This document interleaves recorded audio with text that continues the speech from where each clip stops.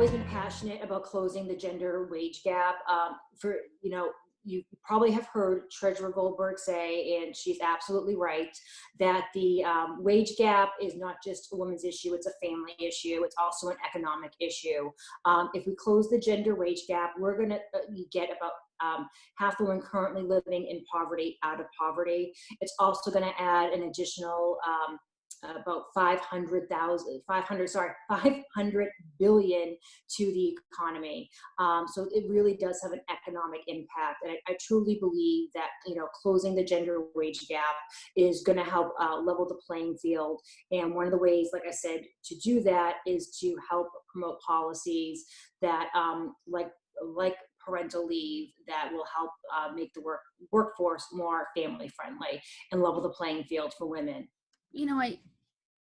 I had good role models in my professional life. I don't just necessarily mean women, I mean men and women.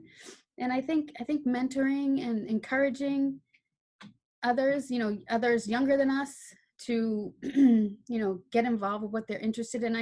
When I started at the Boston Licensing Board, the chairman at the time, he used to take me, if he had a meeting, he'd say, come with me. I want you to meet these people. I want you to, learn this part of the business, see what this group is all about. Or, he really opened me up to a lot of other people that I probably wouldn't have. I think there are many different things we can do. And like I said, I've been talking to a lot of people, and I was really happy to hear about how many things are already being done with people I know anyways. And the friends that I talk to work in various industries, whether it's, like I said, the insurance agency.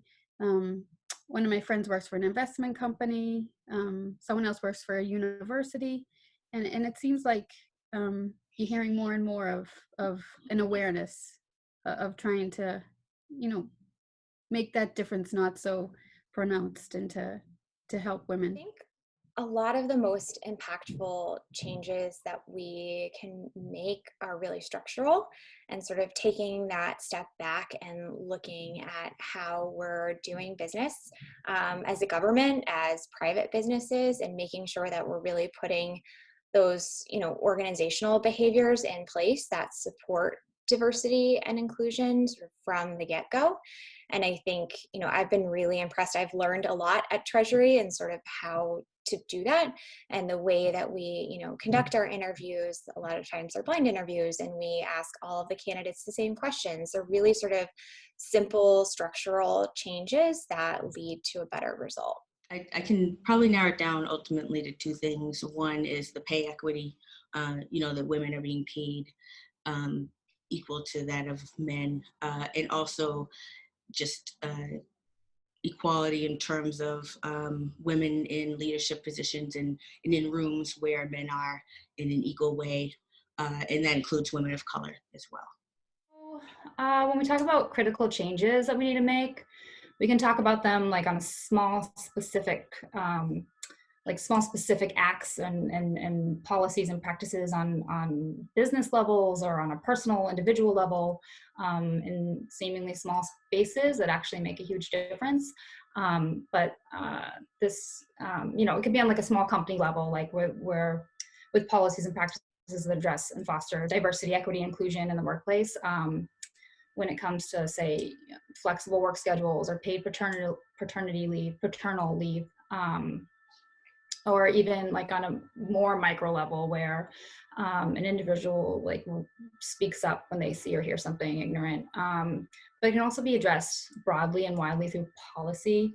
And when I say policy, I mean government policy, local, state, federal action. We need policies that support and empower women. So I think it's also important to talk about intersectionality here. So not all women are being impacted in the same way by these challenges. There are a lot of factors that amplify disparities that women are facing. Socioeconomic status makes a difference.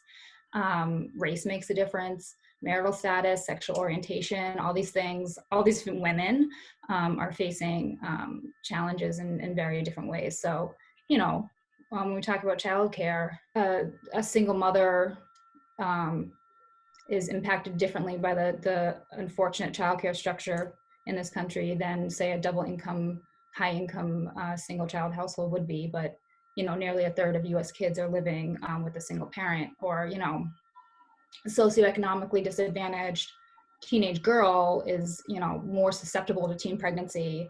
A woman of color is more likely to get paid less than her Caucasian female counterpart. It's critical to address the issues that are most impactful on the health and safety and well-being and livelihood of women, and the autonomy of their households. So bearing in mind, and addressing the narrower issues of intersectionality for the broader challenges that women face. So, critical would be policy change in terms of subsidies for affordable childcare, access to healthcare, to reproductive healthcare, access to nutrition programs for women and children, pay equity, equal pay laws. So I think these issues can be largely addressed by policy change. To see more women in elected seats.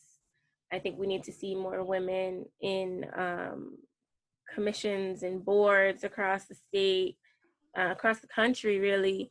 Because then I think we'll start to see those decision-making spaces filled and more consideration for things like pay equity and childcare resources, and accepting the norm that moms will work and they'll be good at their jobs and they'll be good moms too. It's just about, better understanding the communities that we are working with and for.